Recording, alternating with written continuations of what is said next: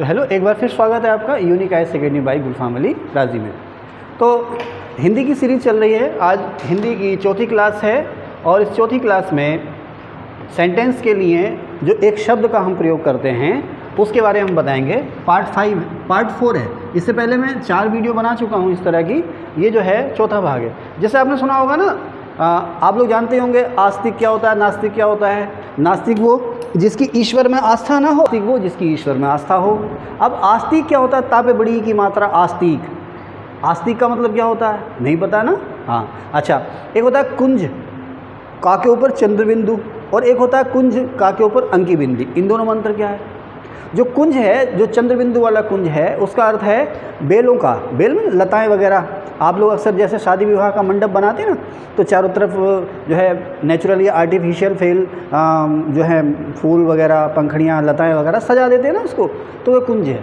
ये बेलों लताओं से घिरा हुआ सुरम्य स्थान, उसे हम कहेंगे कुंज। और कापे अंकी बिंदी, वो वाला कुंज जो है वह हाथी का दांत।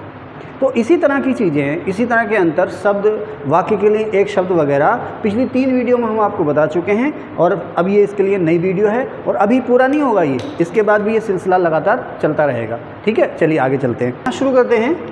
अगणित, मैंने लिखा अगणित, उसके बीच ब्रैकेट में लिख रखा अनगणित, अनगिनत, अगणित, और ब्रैकेट में नीचे लिख रखा है मैंने अनगिनत या अगण्य। तो इन तीनों का मतलब जो एक ही है। आप अगणित कहें, अनगिनत कहें या अगण्य कहें, इन तीनों का एक ही मतलब है। क्या? जिसे गिना ना जा सके, जो इतना हो कि जिसे गिना ना जा सके, अनकाउंटेबल। अगणित या अनगिनत या अगण्य। अनकाउंटेबल यानी कि जिसे गिनना संभव ही ना हो। जैसे आसमान में तारे, आसमान में तारे अगर है ना, अनगिनत है ना।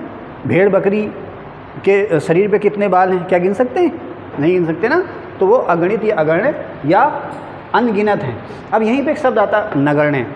नगण्य का मतलब क्या है? जो गणना के काबिल ही ना हो, है ना, जो गणना के काबिल ही ना हो। नगण्य जैसे कहते हैं ना भाई, आपकी औकात क्या है, तुच्छ प्राणी, तो वो वाला भाव है, जो गणना के या गिनने के काबिल ना हो, गिनती के काबिल ना हो। जैसे इसका आप एक एग्जाम्पल दे सकते हो। जैसे आप मार्केट में गए और आपने 1 लीटर दूध लिया, 1 लीटर दूध लिया, छलक गया, एक बूंद छलक गई, मापने के बाद एक बूंद जो है छाँप गई, तो आप जो है वो दूध बेचने वाले से अब ये नहीं कहोगे इसमें एक बूंद और डालो, क्योंकि वो गणना के काबिल नहीं है, यानी कि नगण्य है। ओके, आगे चलते हैं।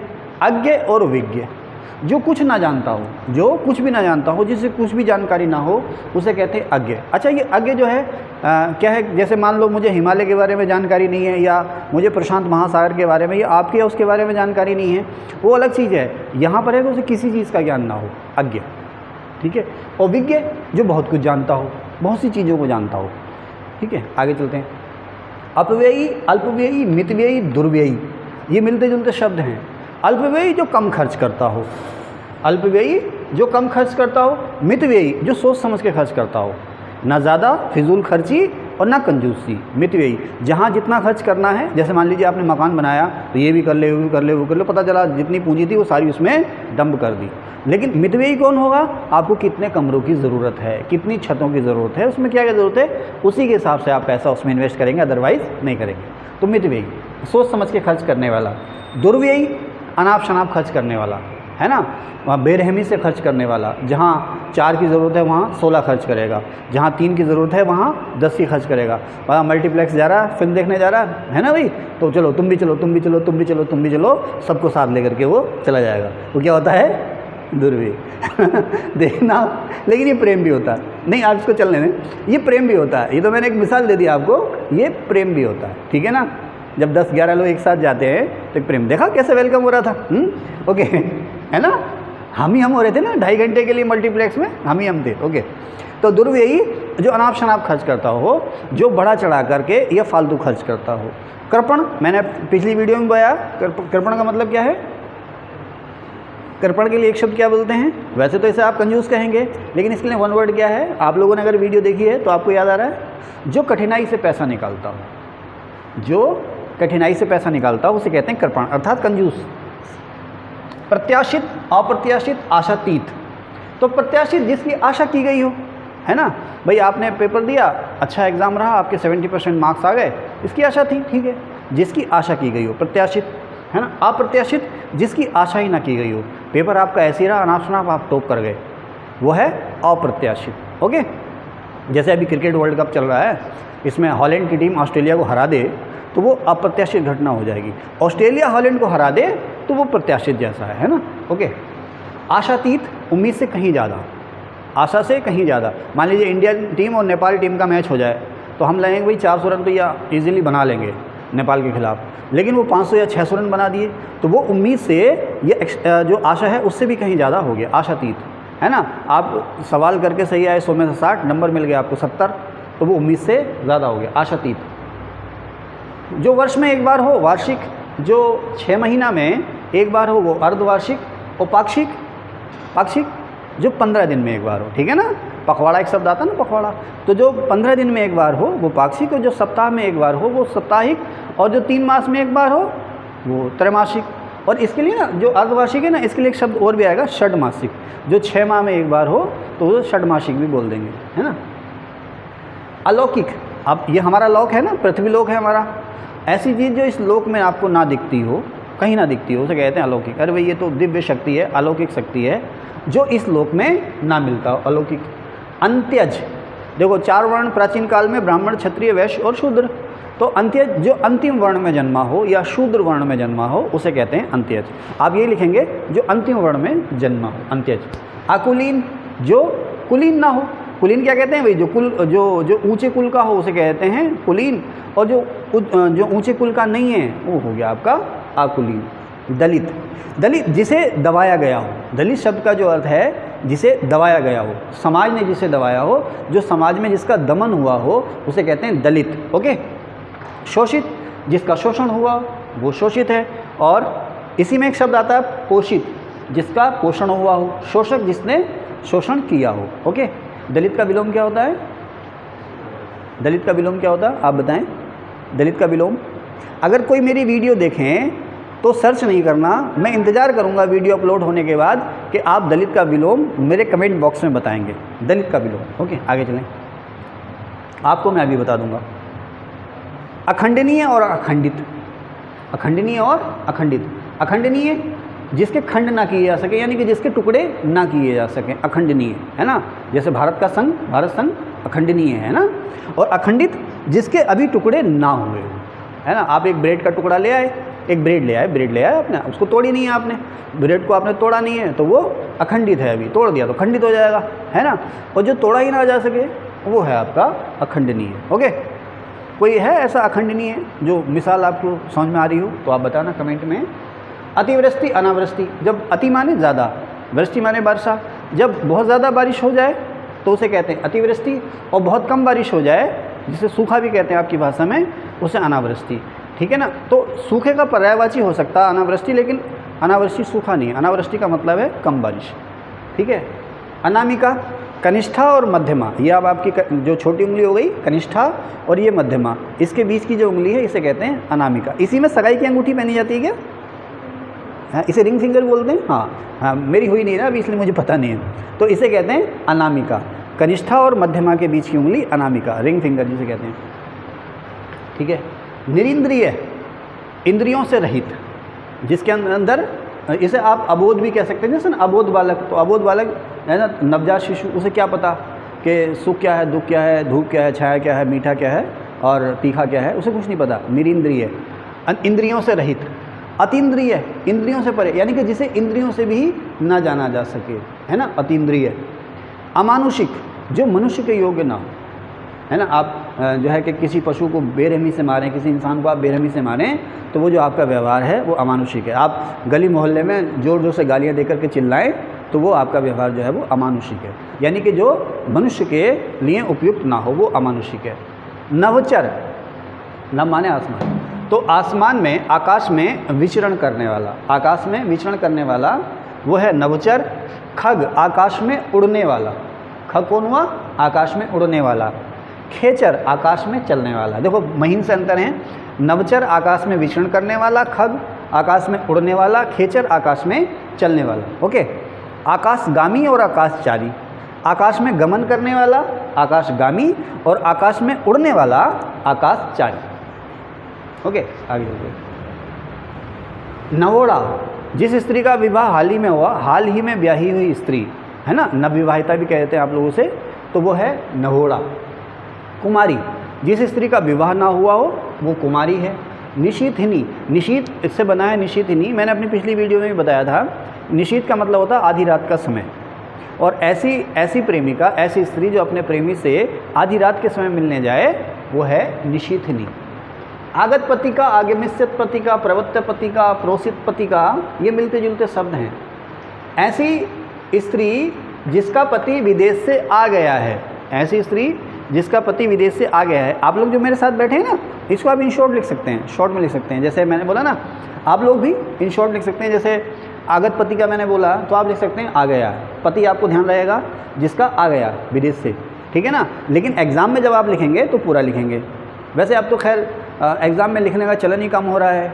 पीसीएस और यूपीएससी मेंस में आप लोग लिखते हैं, इसके अलावा कहाँ रिटन एग्ज़ाम हो रहे हैं? कहीं भी नहीं हो रहे हैं, सारे के सारे मल्टीपल चॉइस क्वेश्चन आ रहे हैं। तो खैर अगर कभी आपको यूपीएससी या पीसीएस मेंस देने का मौका मिले तो भी आपके लिए ये यूज़फुल रहेगा। कहीं जाने की ज़रूरत नहीं है, सारी रिसर्च यहीं पर मौजूद है। आगे बढ़ने से पहले एक महत्वपूर्ण बात मैं आपसे कहना भूल गया कि अगर आपने मेरा वीडियो अभी तक सब्सक्राइब नहीं किया है तो प्लीज़ इसे सब्सक्राइब ज़रूर कीजिए, लाइक भी कीजिए, शेयर भी कीजिए। इससे मुझे हौसला मिलेगा। जितने सब्सक्रिप्शन बढ़ेंगे, जितने लाइक व्यूज़ बढ़ेंगे, मुझे हौसला मिलेगा और मैं इस काम को करता रहूँगा। Okay, thank you. तो आगत पति का जिसका पति विदेश से आ गया है, आगमिष्यत पति का जिसका पति विदेश से आने को है या आने वाला है। ओके, धीरे धीरे बोलूँ, बहुत तेज तो नहीं हो रहा। आगत पति का जिसका पति विदेश से आ गया है, आगमिष्यत पति का जिसका पति विदेश से आने वाला है, प्रवत्त पति का जिसका पति विदेश को जाने को है। प्रवत्त पति का माने जिसका पति विदेश को जाने को है। प्रोषित पति का जिसका पति विदेश को चला गया है।